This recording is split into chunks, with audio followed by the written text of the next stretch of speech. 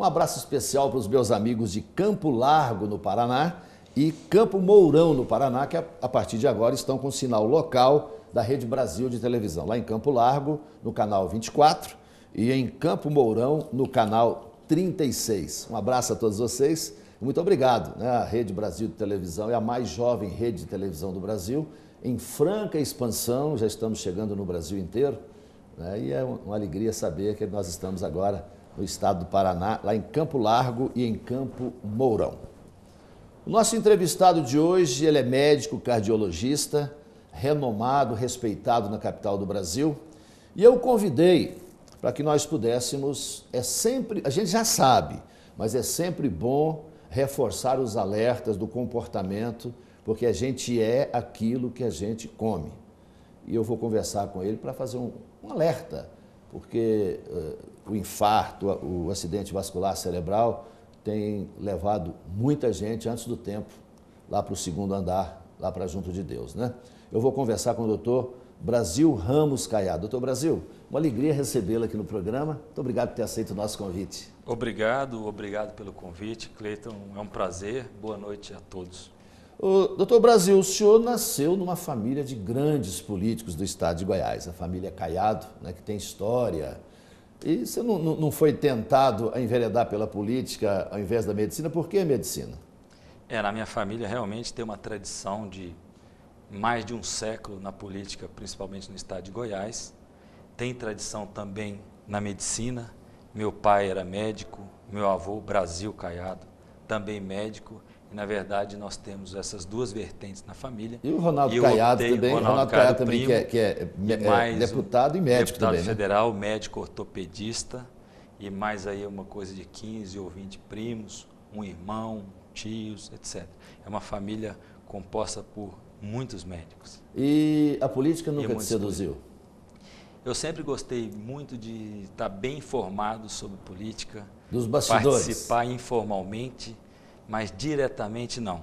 Eu me formei muito jovem, aos 23 anos de idade, em 1989. Você nasceu em Goiânia? Eu nasci na cidade de Goiás. Primeira capital do estado de Goiás.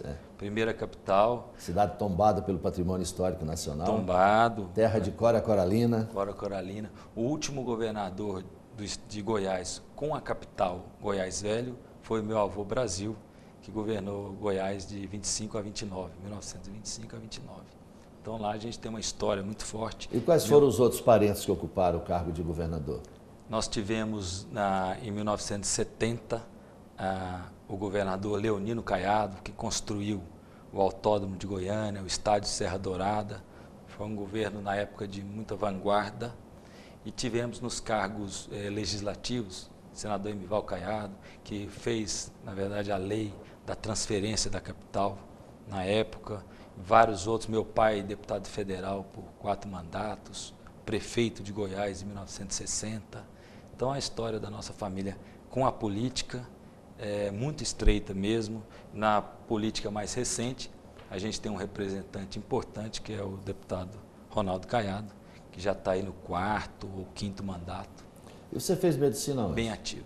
Eu estudei no Rio de Janeiro, na Universidade de Nova Iguaçu, de 1984 até 89, e imediatamente quando eu me formei, eu fui fazer a residência médica no Hospital da Beneficência Portuguesa em São Paulo, na equipe do Dr. Radim Macruz, que até hoje o Dr. Macruz está na ativa. E você já optou logo pela cardiologia? Já, desde estudante na faculdade, já fui monitor da cadeira de cardiologia no 3º ano, por ali fiquei até o final do curso. Fizemos muitas provas e nos dedicamos muito à área de unidade coronariana durante o curso. Aí no final do curso eu me dediquei a toda a clínica médica, larguei um pouco a cardiologia para depois voltar na residência médica, porque naquele momento era importante abrir o leque de toda a clínica médica. Aí quando você começou sua vida profissional, você já veio para Brasília ou foi lá em São Paulo mesmo? Depois que eu acabei a residência de cardiologia, eu optei por fazer mais um ano, na época de especialização em ecocardiograma. E toda a ideia naquele momento, 1992, era voltar para Goiânia. minha terra, que estava ali junto com Goiás. Mas todo jovem pensa assim, né? Pensa em voltar. Eu vou e volto, E né? vamos Volto voltar. formado. Olhei, tinha umas ideias de construir já o projeto que eu fiz aqui lá, de uma cardiologia moderna, fixar o paciente na terra.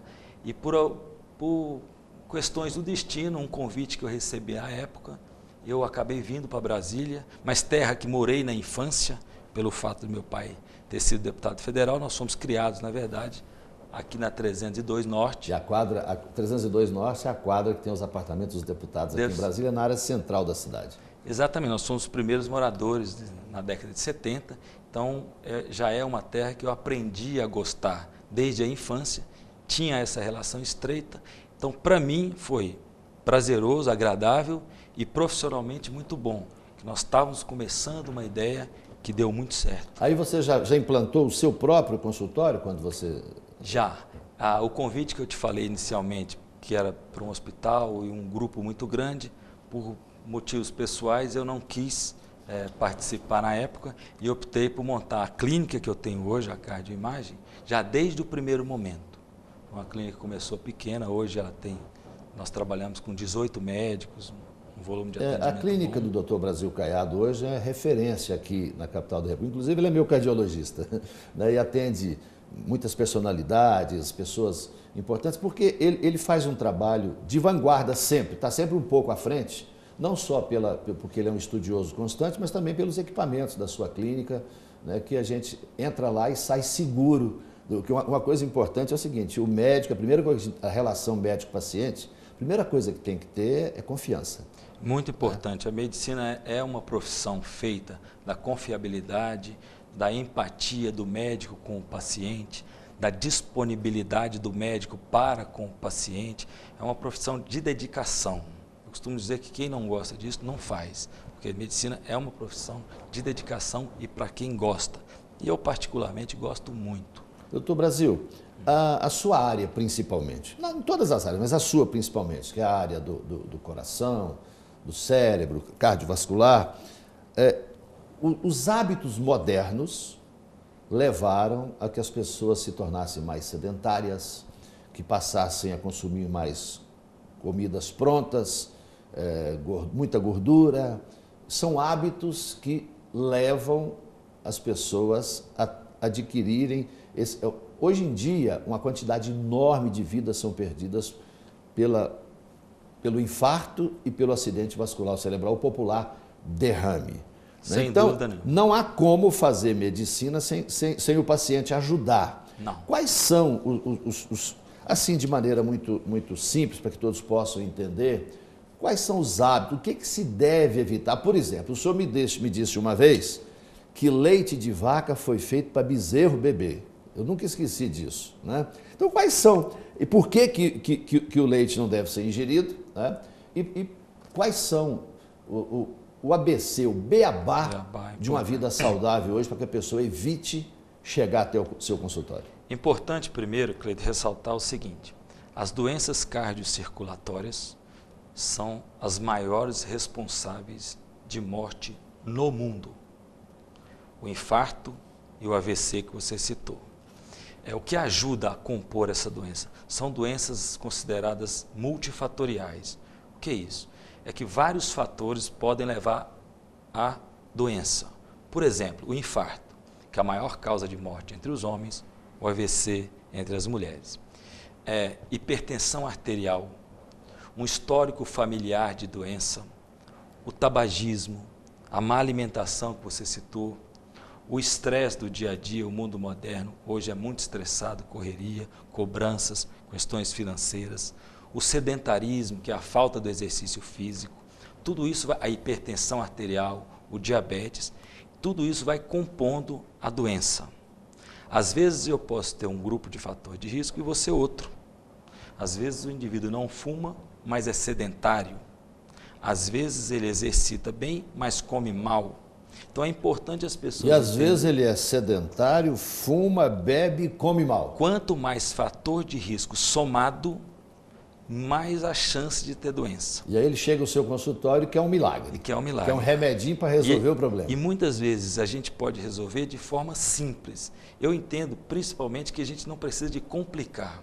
Por exemplo, se você muda seu hábito alimentar, não com comidas mirabolantes, não, simples, evitando o excesso de gordura, o excesso do sal na comida, o excesso do açúcar. Porque se você prestar atenção, o segredo da saúde está no equilíbrio. Por exemplo... Isso aí o senhor falou uma coisa importante. Eu acho que o organismo precisa do sal, do açúcar e da gordura também. Né? O excesso é que faz mal. Então, eu tenho uma filosofia, eu gostaria que o senhor dissesse se eu estou certo ou se eu estou errado, que você não precisa deixar de comer nada. Não, exatamente. Por exemplo, vou dar um exemplo prático. Eu adoro torresmo. E tem um amigo meu aqui, o Feitiço Mineiro, que faz um torresmo maravilhoso. Eu vou lá, como 5, 6 torresmos. Aí eu passo 6, 7 meses sem nem olhar para o lado do torresmo.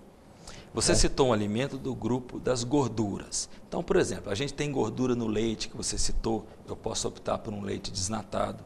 Nós temos gorduras na carne vermelha, no queijo, no pão de queijo, que é um alimento extremamente comum, gostoso, mais rico em gordura. Em Minas Gerais, né, gente? Que é principalmente em Minas Gerais, que é o caso do tradicional. É o caso do hábito do gaúcho com a carne vermelha. Vermelha e gordurosa. E gordurosa. Né? Então, o que é importante entender? Ainda, né? Se na maneira que eu traço um equilíbrio, eu como menos gordura no café da manhã através do queijo e do leite.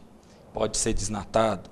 Eu evito a carne vermelha, mas posso comer, evito o excesso, como 2 vezes por semana. Quando a pessoa vai entendendo, os pacientes vão entendendo que a gente consegue compor isso, aí vai facilitando. Porque, como eu citei para você, que são vários fatores de risco, então, por exemplo, o histórico familiar de doença é muito importante. Pai que infartou, mãe que infartou, que tem pressão alta ou tiveram um AVC. Este fator de risco a gente não tira. Esse já está com você. Então, a gente tem que tentar modificar hábitos do dia a dia que podem ser modificados. Evitar colocar mais carga no caminhão. Né? Mais carga no caminhão. Doutor Brasil, exatamente. Há tempos para trás aí, derrame e infarto acontecia só com velhos. Recentemente, um amigo do meu filho, de 21 anos de idade, infartou. Eu queria saber por que isso mudou, mas no próximo bloco nós vamos continuar conversando sobre as importantes dicas do Dr. Brasil Caiado, como é que você faz para evitar o temido infarto e também o temido AVC, o popular derrame. Já, no próximo bloco.